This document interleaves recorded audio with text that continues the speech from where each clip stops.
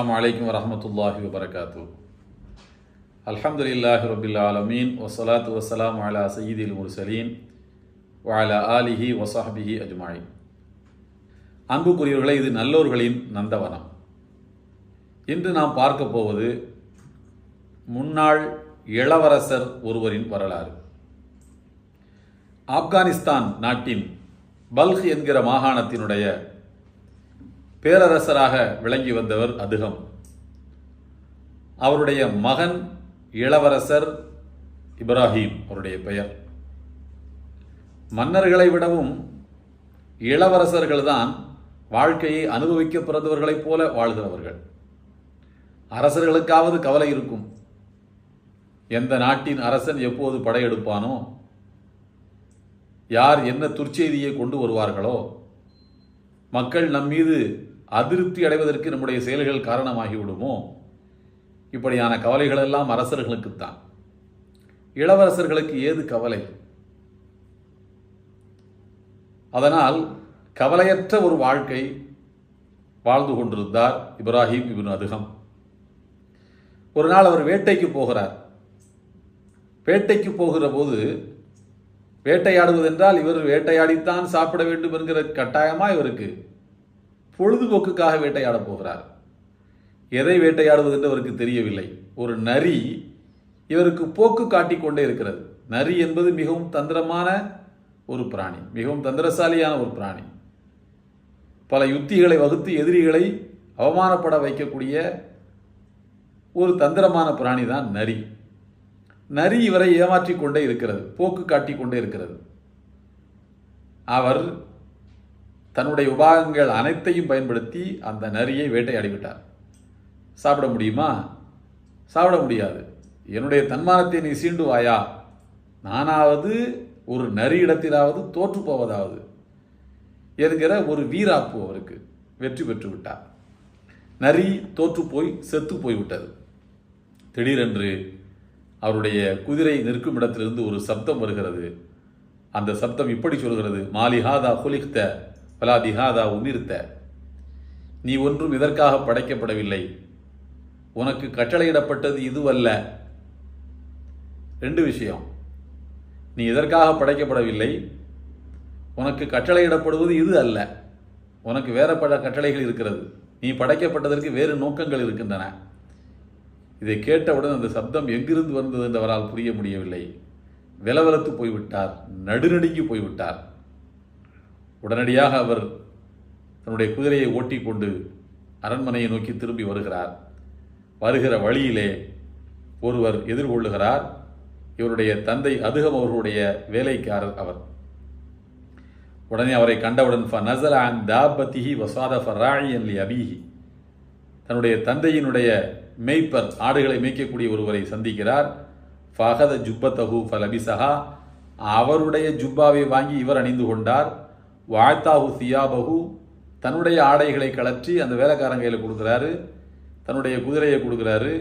தான் அணிந்திருந்த உயர்தரமான ஆடைகளை கொடுக்கிறார். சாட்டை கிட்ட எல்லாத்தையும் கையில் கொடுத்துட்டு அவருடைய ஜுப்பாவை வாங்கி அணிந்துக்கிட்டு இவர் கிளம்பி விட்டார். நான் எதற்கு படைக்கப்பட்டேன்? எனக்கு இடப்பட்ட கட்டளை எது என்று சிந்தித்தார், யோசித்து கொண்டே இருந்தார். இப்போதுதானே வீசா, கடவுச்சீட்டு எல்லாம், அப்போதெல்லாம் ஏது? அவர் நடையாய் நடந்து இறுதியாக எல்லாம் வல்ல இறைவனின் ஆலயமாக இருக்கக்கூடிய காபத்துல்லா வீட்டில் இருக்கக்கூடிய மக்காவுக்கே சென்று சேர்ந்து விட்டார். அங்கே சென்று பேரறிஞர் சுஃபியானு சௌரி அவர்களை சந்தித்தார். ஃபுதைல் இப்னு இயால் அவர்களை சந்தித்தார். பிறகு சிரியாவுக்கு சென்றார். சிரியா என்பது உங்களுக்கு தெரியும், வளமான ஒரு நாடு, வளமிக்க ஒரு பூமி, விவசாய நிலம். அங்கே சென்றார். காடுகளிலே, களனிகளிலே வேலை செய்தார். நாற்று நடவு செய்யக்கூடிய பணிகளிலே தன்னை ஈடுபடுத்தி கொண்டார். வாய்க்கால் வரப்பு வெட்டுவது, நீர் பாய்ச்சுவது என்று விவசாய பணிகளில் தன்னை அவர் ஈடுபடுத்தி கொண்டார்.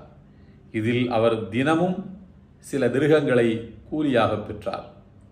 ஒரு நாள் இவருக்கு ஏது செலவு, சாப்பாடு எல்லாமே அங்கே முடிந்துவிடும். தனக்கு கிடைத்த சம்பளத்தை எல்லாம் ஒரு டப்பாவில் போட்டு வைக்கிறார். 20 தீனார், 20 தங்க காசுகள் சேர்ந்து விட்டன. என்ன இருந்தாலும் இளவரசர் அல்லவா, அவருக்குள் அந்த இளவரசர் என்கிற குணம் இருக்கும் அல்லவா, அந்த பாரம்பரியம் அது அந்த ஜீன்ல இருக்கும் அல்லவா, அவர் தன்னை அழகுபடுத்திக் கொள்ள வேண்டும் என்று நினைக்கின்றார். அவர் நாவிதரிடம் செல்கிறார். அந்த காலத்திலே நாவிதர்கள் முடி வெட்டுவார்கள், சிகை அலங்காரம் செய்வதோடு அவர்கள் ஹிஜாமா என்கின்ற இந்த இரத்தம் எடுக்கக்கூடிய பணிகளையும் அவர்கள் தான் செய்து வருவார்கள். உடலுக்கு அது உற்சாகம் தரக்கூடிய ஒரு வைத்திய முறை, அது ஒரு மருத்துவ சிகிச்சை முறை. அது ஒரு நாவிதரிடம் சென்று எனக்கு சிகை அலங்காரம் செய்ய வேண்டும், அதே போல ஹிஜாமாவும் செய்ய வேண்டும் என்று கூறுகிறார். இவருடைய கோலத்தை பார்த்துட்டு அந்த நாவிதர் இவரை நிமிந்தே பார்க்கலையாம். மற்றவங்களுக்கெல்லாம் வேலை பண்ணி முடிக்கிறார். எல்லாரும் பண்ணி முடிச்சுட்டு போனதுக்கப்புறம் ரொம்ப நேரமாக நிற்கிறிய தம்பி, என்ன விஷயம் என்று ரொம்ப பெரிய கெத்தாக கேட்டார். இப்ராஹிம் நதுகம் ரஹமத்துல்லாஹி அலைஹி அவர்கள் தன்னுடைய பழைய குணத்தில் அவர்கள் இருந்திருந்தால் நடப்பது வேறு. அனைத்தையும் பல்லை கடித்து கொண்டு அடக்கி கொண்டு சொன்னார்கள், இல்லை நான் சிகை அலங்காரம் பண்ணுறதுக்கு வந்திருக்கேன், அதோட ஹிஜாமாவும் எனக்கு பண்ணணும் என்று. அந்த நாவிதர் தனக்கு பக்கத்திலே உட்கார்ந்து இதே வேலையை செய்து கொண்டிருந்த இன்னொரு நாவிதரிடம் சொன்னாராம், இவர்களுக்கெல்லாம் சிகை அலங்காரம் செய்ய வேண்டும் என்பது என் தலைவிதி, வந்து உட்காரு என்று சொல்லி அவருக்கு முடியெல்லாம் வெட்டி ஹிஜாமாவெல்லாம் பண்ணி முடிச்சுட்டு எவ்வளவு ஃபீஸு என்று கேட்டிருக்கிறார். எவ்வளோ இதுக்கு நான் தரணும் உண்டு. அவர் ஒரு சின்ன தொகை, அதுக்கு வழக்கமாக என்ன காசு வாங்கணும் அந்த காசை சொல்லியிருக்கிறார். இவர் கையில் இருந்த 20 தங்க காசுகளையும் தூக்கி அவர் கையில் கொடுத்துட்டார். 20 தீனார் வச்சுக்கோ. அவன் விலவெலத்து போய்விட்டான். யாருங்க நீங்கள் இவ்வளோ பெரிய காசு எனக்கு கொடுக்குறீங்களே, ஆயுள் முழுக்க நான் சம்பாத்தியம் பண்ணாலும் இது மாதிரி ஒரு 4-5 மடங்கு தானே சம்பாத்தியம் பண்ண முடியும், இவ்வளோ பெரிய தொகையை கொடுக்குறீங்களேன்னு. அதற்கு இப்ராஹிம் நதுகம் ரஹமத்துல்லாஹி அலைஹி அவர்கள் சொன்னார்களாம், நான் யாரு, நான் ஏன் இவ்வளோ பணம் தர்றேன், அந்த கேள்வியெல்லாம் உனக்கு தேவையில்லை. எளிய கோலத்தில் இருக்கக்கூடிய யாரையும் இனிமேல் இதுபோல் நீ மட்டமாக பார்க்கக்கூடாது, மட்டமாக நினைக்கக்கூடாது. அதை நீ ஒரு பாடமாக பெற்றுக்கொள் என்று 20 தங்க காசுகளை உன்னுடைய கையிலே திணித்து விட்டு வந்து விட்டார்களாம். பிறகு அவர்கள் இது போன்ற ஞான மகான்களோடு தொடர்பு கொண்டு அவர்கள் மிகப்பெரிய ஒரு ஞானியாக ஆகிவிட்டார்கள். ஒரு நாள் அவர்கள் வாழ்ந்த பகுதியிலே இறைச்சியின் விலை அதிகமாகிவிட்டது என்று மக்களெல்லாம் வந்து இவங்கள்ட்ட சொல்கிறாங்க, இறைச்சி விலை கூடி போச்சுங்க, என்னங்க செய்யலாம்னு. இப்ராஹிம் நதுகம் ரஹமத்துல்லாஹி அலைஹி அவர்கள் சொன்னார்கள், தம்பி, இறைச்சி விலை மட்டுமல்ல, உலகத்தில் எந்த பொருளுக்கு விலை கூடினாலும் நான் ஒன்று சொல்கிறேன், அந்த பொருள் விலை குறைய வேண்டும் என்றால் யாரும் அந்த பொருளை வாங்காதீர்கள். அந்த பொருள் இல்லாமல் நீங்கள் வாழ படித்துக் கொள்ளுங்கள். இறைச்சி விலை கூடி போச்சா இறைச்சி இல்லாமல் வாழ படிச்சுக்கிடுங்க. தங்க விலை கூடி போச்சா தங்க இல்லாமல் வாழ படிச்சுக்கிடுங்க. வெள்ளி விலை கூடுதா வெள்ளி இல்லாமல் வாழ படிச்சுக்கிடுங்க. அவ்வளோதான். ஒன்றை துறந்தால் அது இறங்கி வந்துவிடும். இந்த உலகத்தை போலதான். இந்த உலகத்தையே நான் துறந்தேன், இன்னைக்கு உலகம் என் காலடியில் என்று அவர்கள் சொல்வார்கள். ஒரு நாள் அவர்களிடத்திலே அவர்களுடைய மாணவர்களிலே ஒருவர் கேட்டாராம், உஸ்தாத் அவர்களே, நீங்கள் ஒரு நாட்டுக்கு பேரரசராக வர வேண்டியவர். உங்கள் தந்தை பல்கு நாட்டின் பேரரசர், நீங்கள் இளவரசர், முடி துறந்து இங்கே வந்திருக்கிறீர்கள். நீங்கள் வாழ்க்கையிலேயே நான் இதை இழந்திருக்க கூடாது என்று எதையாவது நினைத்து பார்க்கிறீர்களா? இப்போது எதையாவது நீங்கள் இப்போ மிஸ் பண்ணுறீங்களா? எதையாவது உங்களுக்கு தேடுதா என்று கேட்டார். அதற்கு அன்னார் கூறினார்கள், ஆலஜுத்துல் இபாதா, நான் இறை வணக்கத்துக்காகவே என்னை நான் தயார்படுத்தி கொண்டேன். எனக்கு எந்த கவலையும் கிடையாது. எதை இழந்ததை நினைத்தும் நான் வருத்தப்படவில்லை. ஆனால் ஃபமா வஜத்து ஷையன் அஷத் அலைய மின் நிஸாஇன் நஃப்ஸி இலல் வதன், சொந்த ஊருக்கு சும்மா இருக்க போய் பார்த்துட்டு வரணும்னு ஆசை எனக்கு இருக்குது. நான் பிறந்து நான் வளர்ந்த ஊரை எனக்கு எப்போதுமே தேடும். அந்த ஊரை போய் சும்மா பார்க்கணும்னு தான் ஆசைப்படுறேன். ஆனாலும் நான் போக மாட்டேன்.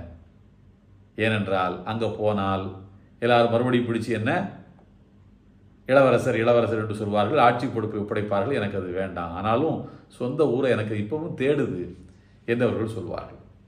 ஒரு நாள் அவர்கள் பசராவின் வீதிகளிலே நடமாடிக்கொண்டிருக்கக்கூடிய வேளையில் மக்கள் எல்லாம் அவரை பிடித்தார்கள். பிடித்து சுற்றி வளைத்து கொண்டார்கள். வளைத்து கொண்டு கேட்டார்கள், மா பாலுனா, நாங்கள் நதுழு ஃபலா யுஸ்தஜாபுலனா, நாங்கள் அல்லாஹ்விடத்தில் எவ்வளவோ துவாக்களை செய்கின்றோம், அல்லாஹ் எங்களுடைய துவாக்களை ஒப்புக்கொண்டதாகவே தெரியவில்லை. ஆனால் அல்லாஹ் கூறுகின்றான், சூரா காஃபிர் அத்தியாயம் 40 வசனம் 60 கூறுகின்றான், உதுஊனி அஸ்தஜிபுலக்கும், என்னிடத்தில் நீங்கள் துவா செய்யுங்கள், உங்கள் துவாக்களை நான் ஒப்புக்கொள்கிறேன் என்று அல்லாஹ் கூறுகின்றான். ஆனாலும் நாங்கள் துவா செஞ்சுக்கிட்டே இருக்கோம், எங்களுடைய துவாக்கள் எல்லாம் ஒப்புக்கொள்ளப்படுற மாதிரியே தெரியலையே, அதற்கு என்ன காரணமாக இருக்கும் என்று பசராவின் வீதிகளில் இவர்கள் நடமாடுகின்ற போது மக்கள் வழிமறித்து கேட்டார்கள். அப்போது இப்ராஹிம் இப்னு அதுகம் ரஹ்மத்துல்லாஹி அலைஹி அவர்கள் கூறினார்கள், பசராவின் மக்களே, நான் உங்களுக்கு ஒன்று சொல்கின்றேன், நீங்கள் 10 விஷயங்களை நினைவில் வைத்துக் கொள்ளுங்கள். ஒன்று, அரஃப்துமுல்லாஹ ஃபலம் துஅத்து ஹக்கஹு, அல்லாஹ் என்றால் யார் என்று உங்களுக்கு தெரிகிறது, உங்களை படைத்தவன், பரிபாலிப்பவன், உங்களுக்கு ஆபத்து வராமல் காப்பவன், எல்லாம் தெரிஞ்சு வச்சிருக்கீங்க. ஆனால் அல்லாஹுக்கு செய்ய வேண்டிய கடமைகளில் நீங்கள் குறை வைக்கிறீர்கள். 2, கரஅத்துமுல் குர்ஆன் ஃபலம் தஅமலு பிஹி, திருக்குரானை நன்றாக ஓதுகிறீர்கள், அழகான கிராத்து உங்கள் கிராத்து, தஜ்வீத் முறைப்படி பின்றீங்க, அவ்வளவு அருமையாக ஓதுறீங்க, ஆனால் அதன்படி நீங்கள் செயல்படுவதில்லை. 3, இத்தஅய்தும் ஹுப்பன் நபியி, நபி ஸல்லல்லாஹு அலைஹி வஸல்லம் அவர்கள் மீது அன்பு இருப்பதாக நீங்கள் சொல்லிக் கொள்கிறீர்கள், ஆனால் வதரக்தும் சுன்னத்தஹு, அவருடைய வழிமுறையை நீங்கள் புறக்கணிக்கின்றீர்கள். 4, இத்தஅய்தும் அதாவத்த ஷைத்தான், ஷைத்தானை உங்களுக்கு பிடிக்காது, ஷைத்தான் எதிரி என்று சொல்லிக்கொண்டே இருக்கிறீர்கள், ஆனால் வாத்அம்துமு, ஷைத்தானுக்கு நீங்கள் உணவு போட்டு கொண்டிருக்கிறீர்கள், அவனை தீனி போட்டு வளர்க்குறீங்க ஷைத்தானை.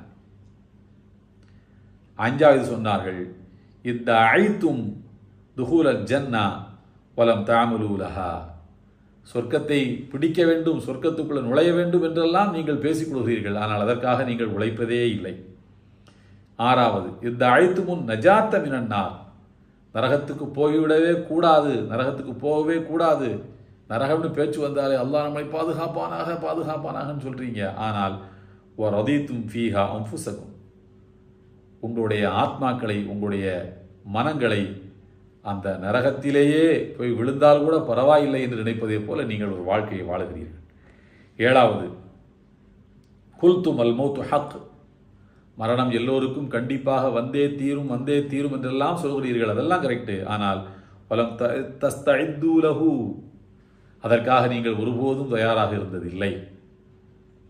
8வது சொன்னார்கள், நீங்கள் இஸ்தகல்தும் பி உயூபின் நாசி, யாரிடத்தில் என்ன குறைகள் இருக்கின்றன என்று ஒவ்வொருத்தருடைய குறைகளை பற்றி நீங்கள் ஆராய்ச்சி பண்ணி கொண்டிருக்கிறீர்கள், ஆனால் வலம் தஸ்தகிலு பி உயூபிக்கும், உங்கள் குறைகளை நீங்கள் பார்ப்பதில்லை. யார்கிட்டையுமே இன்னொருத்தனுடைய குறையை கேட்டால் கரெக்டாக சொல்லிடுவான், உங்களில் யார்ட்டையாவது வந்து அவருடைய குறையை பற்றி சொல்லுன்னா சொல்லிடுவாங்க, உங்கள் குறைகளை பற்றி சொல்லுங்கள் என்றால் உங்களுக்கு தெரியாது, உங்கள் குறைகளை பற்றி நீங்கள் கண்டுகொள்வதில்லை, சக மனிதனின் குறைகளை பற்றி நன்றாக தெரிந்து வைத்திருக்கின்றீர்கள்.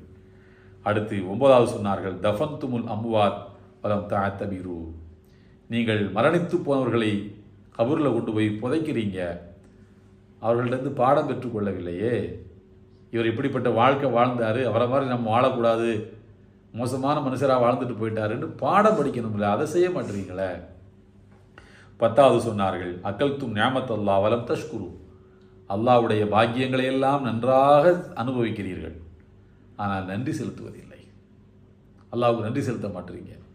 இந்த 10 செயல்பாடுகளை உங்களை நினைவிலே வையுங்கள், நீங்கள் இதற்கேற்ப செயல்படுங்கள், அல்லாஹ் உங்களுடைய துவாக்களை ஒப்புக்கொள்வான் என்று சொன்னார்கள்.